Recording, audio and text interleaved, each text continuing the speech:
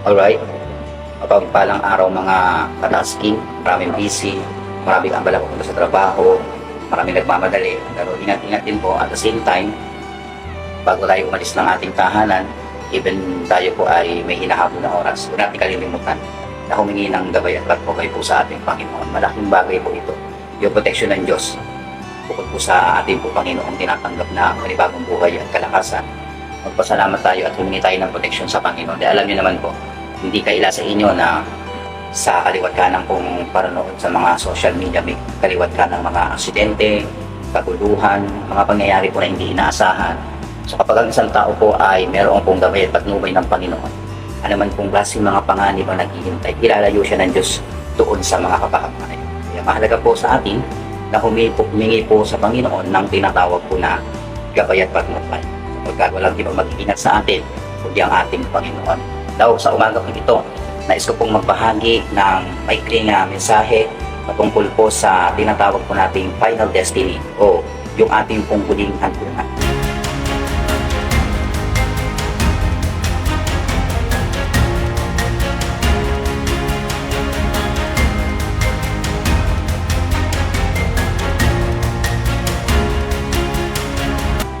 So alam ko napanood nyo yan minsan sa mga palabas sa TV. Maalala ko meron akong napanood yan hanggang part 3 yata o part 4 ang napanood ko yan. Pero ang pamagat naman yan ay Final Destination. So yung akin namang ibabahagi sa inyo is all about Final Destiny. Doon sa Final Destination na napanood ko, sa part 1 hanggang part 2 hanggang part 3, ipinapakita doon na yung mga tao na nakaligtas sa kamatayan pero pilit hinahabol ng kamatayan. So, parang gumagawa ng paraan yung mga karakter po sa palabas na yan para po matakasin nila yung kamatayan kasi ayaw nilang mapahama. So ayaw pa nilang mamatay. Ayaw nilang maagang lisanin ng mundo. At ingat sila, nalayuan nila yung lahat na mga pwede makapagpahamak sa kanila. But yung sa story, hindi pa rin po nakatakas ang mga taong yun. So parang sa buhay din natin, sa ating pong buhay.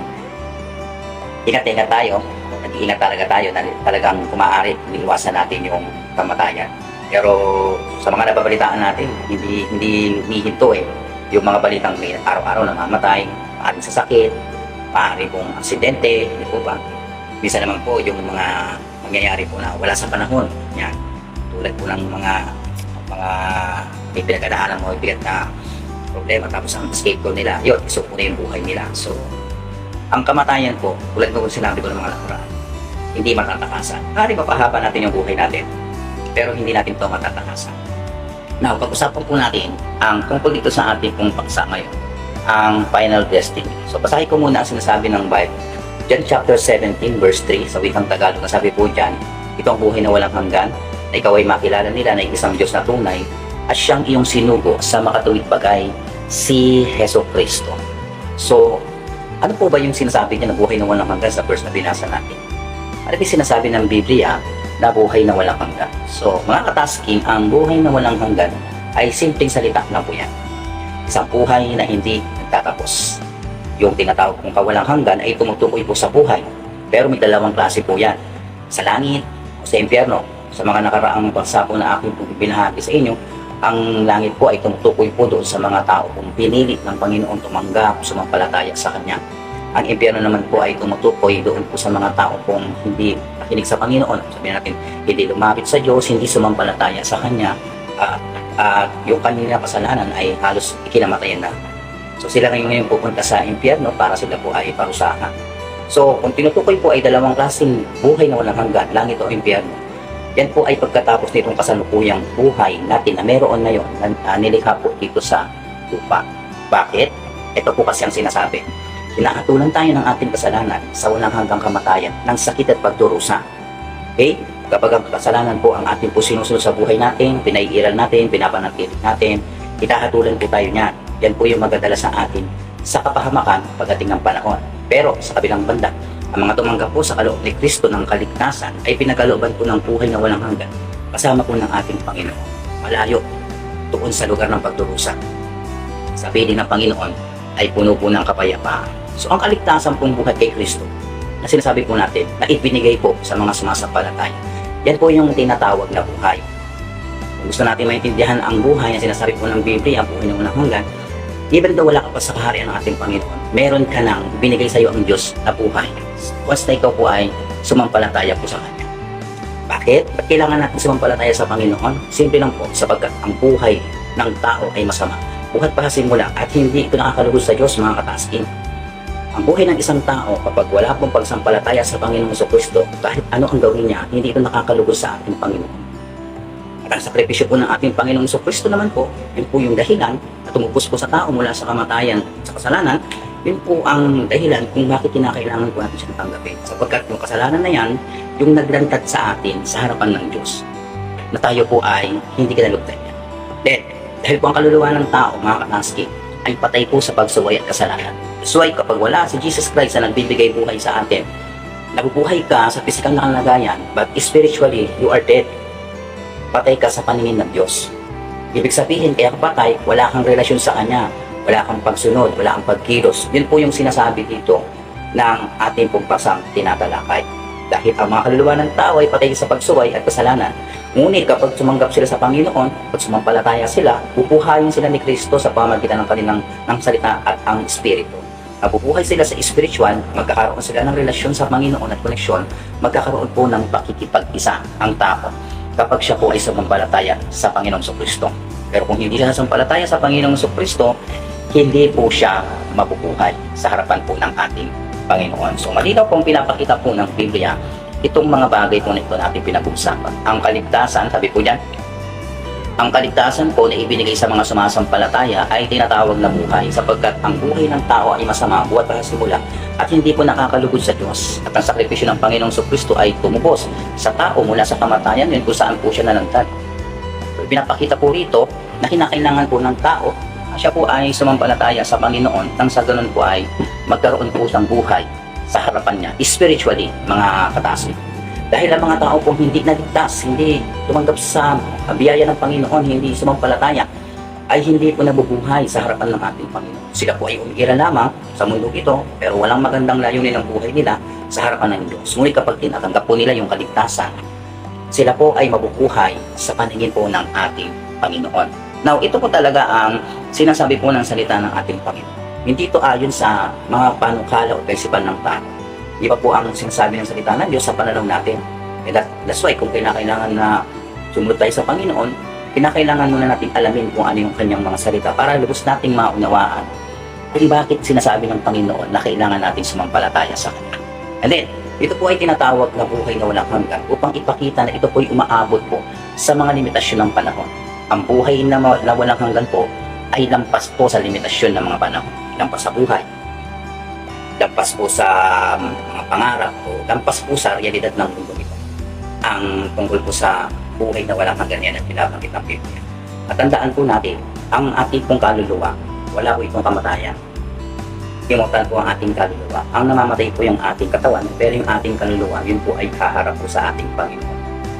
That's why, pagkatapos ng buhay ng isang tao, siya po ay haharap sa Panginoon. So, ang muling pagkabuhay po ng katawan sa kabanalan, na kinamumuhian po ang kasalanan, ito yung nais ng ating Panginoon na mangyari sa atin. So, yan ba ay literal? Hindi po. Ang muling pagkabuhay po ng katawan sa kabanalan, ito po ay tinatawag po nating symbolically, spiritually, pag naipagpunik ka sa Panginoon at kikilos ang Diyos sa buhay mo, pahihintulutan mo siyang kumilos sa buhay mo, ikaw ay mabubuhay mong may kabanalan at pamumuhian mo yung kasalanan.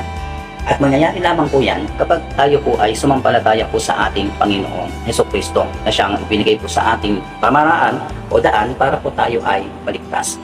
Wala pong sino mang tao ang pwedeng maging banal sa harapan po ng ating Panginoon kung hindi po siya sasampalataya sa ating Panginoong Jesucristo. Now, takot po tayo rito. Ano bang ibig sabihin ng salitang ikaw ay makilala nila na isang Diyos na tunay na ayon po sa ating pong binasang talata kanina? Paano po ba makilala ang Diyos? Alam po ba natin kung paano ikilalanin ng Diyos? Baka iniisip po natin, kilala ko ang Diyos kasi mula pagkabata ko naririnig ko ng Diyos. Alam ko may Diyos kasi sabi ng mga magulang ko may Diyos. So, maraming tao naniniwala may Diyos. At marami pong tao na porque sinabi nilang nananalangin sila, akala po nila kinikilala nila ang Diyos. So sa salita pong paano maikilala ang Diyos, meron pong kakibat po ito na pagkilos kung paano mo kikilalanin ang Diyos. So ang paraan po upang makamit ang walang hanggang buhay at ang pagkilala sa nag-iisang tunay na Diyos ay ang pagsamba, pagsunod, at ang pagtanggap po sa kanyang mga salita. Ito malalaman po dito malalaman yung sakripisyo at tagapagligtas. Walang iba po kundi ang ating Panginoong Kristo. Siya yung nagsakripisyo sa krus ng Kalbaryo para sa atin.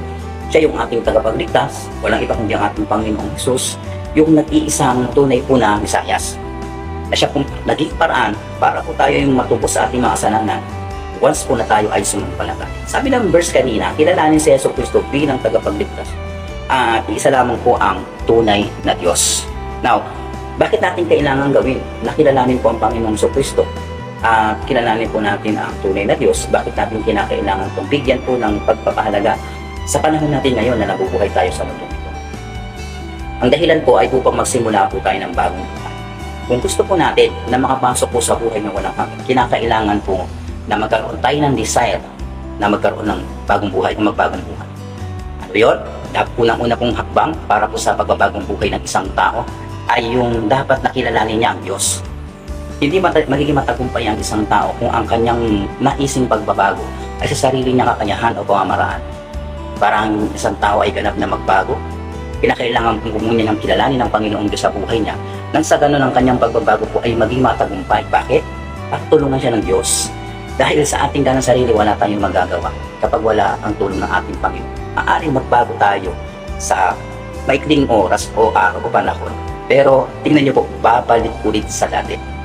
Gagawa ulit ng mga bagay na hindi maganda. Sabi nga ng madalas po nating naririnig sa mga pangangaral po, walang mabuting tao na hindi nagkasala. O walang ibig sabihin, walang mabait, walang lingkod, o gumagawa ng mabuti na hindi po nagkakamali. Yun po yung sinasabi niyan. That's why mapasok yung salitang nobody is perfect. Kaya po para maging ganap po yung tinatawag kong pagbabago, unang-unang hakbang ay kilalanin mo ang Panginoong Kristo para tulungan tayo na naganap pong magbago sa ating buhay. At dapat po ating kilalanin po yung kanyang mga batas sa ating buhay. So itong batas na to, yung alam mo hindi mo dapat gawin. Halimbawa po, huwag kang magnanakaw, huwag kang papatay, huwag kang mangangalunya. Tatlo na po yan ha. Hindi ko sinasabi yung tungkol sa 10 utos. Pero yung alam mo hindi mo dapat gawin, huwag mong gagawin.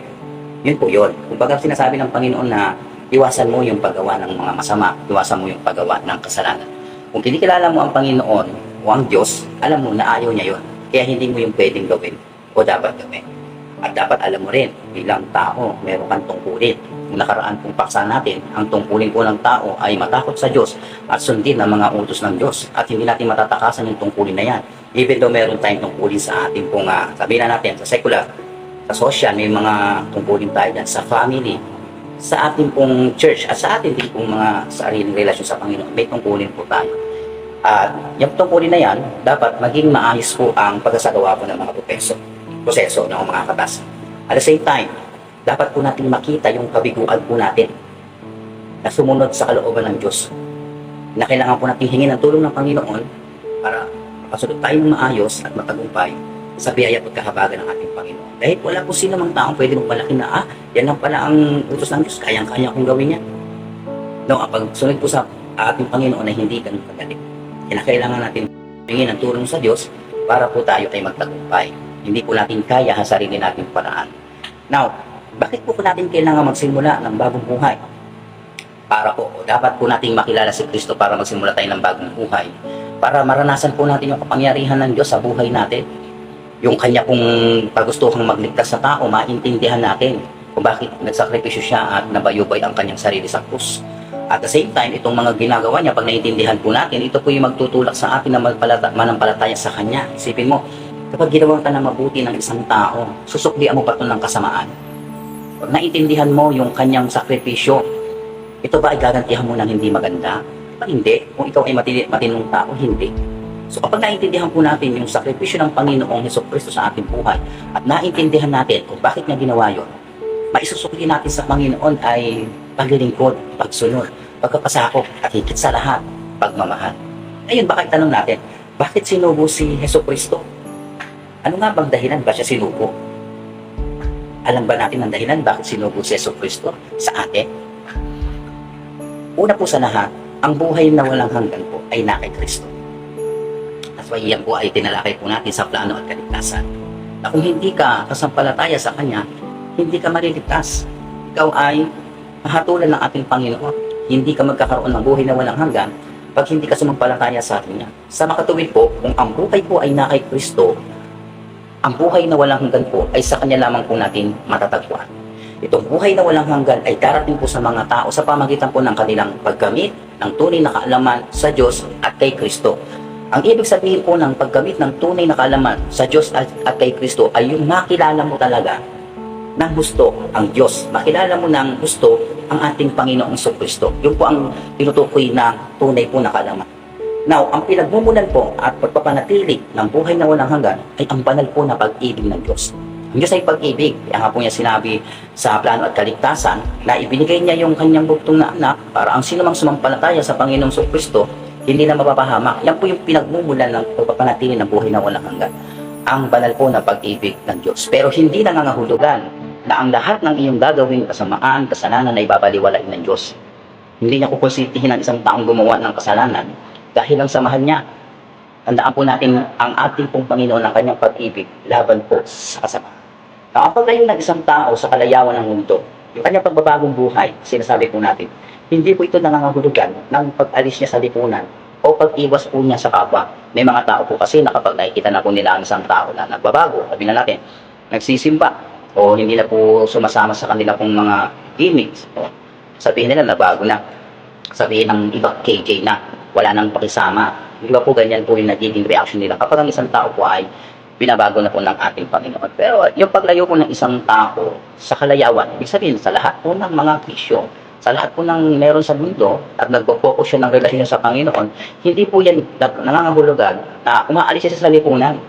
No, hindi rin po siya umiiwas sa kanyang kapwa. Alam niyo po ano yun? Ito po yun. Ang pagtanggi ng isang tao sa makamundong gawain ay nangangahulugan po ng pag-iwas sa kasamaan ng mundo. Alam ng tao na yan na nagbabago na hindi po gusto ng Diyos yung mga bagay niya. So ay, kung mahal niya ang Panginoon, sundin niya ang Diyos, iiwasan niya yung mga bagay na yan na ayaw ng Diyos. Kasi ayaw niyang magkasala sa harap ng Diyos. Ayaw niyang dulutan ng sama ng loob ang Panginoon. Ayaw niya masaktan ang Diyos. So tayo, pag nagmamahal tayo, minamahal natin, ayaw natin nakasaktan. Ganon din po ang isang taong umiibig sa ating Panginoon. So ay, kung pagbabago na yan, magtutulak po sa Kanya sa pag-iwas po sa mga kalayawan ng mundo, kasalanan, ang lahat po ng kinamumuhian ng Diyos. Now, in conclusion mga kataski, nais po ng Diyos na ang mga hindi po ligtas ay magtiwala sa ating Panginoong Kristo bilang kanilang tagapagligtas. Napakaganda po kung naiintindihan ng bawat tao ang Biblia. Ito po Biblia ay isang mensahe po ng pag-ibig ng ating Panginoon. Mayroon pong maraming mga aral po dyan sa Biblia na gumagawa po ng lubhang kawili-wili at yung mga paksa po na dapat po natin malaman sa ating buhay, sa ating pong mga plano, sa ating pong pinakaharap, sa ating pong buhay. Ngunit sa pagsisikap po na akayin po ang isang tao sa Panginoon, mga kataski, kailangan maunawaan ng tao na yan ang plano ng kaligtasan. At wala na pong iba hanggang matapos siyang maligtas dahil meron pong huling hantungan pagkatapos ng buhay natin. Kaya meron pong sinasabi ang Biblia na kailangan ng isang tao tumanggap sa Panginoon, panampalataya upang hindi na po siya makahabang pagdating ng panahon.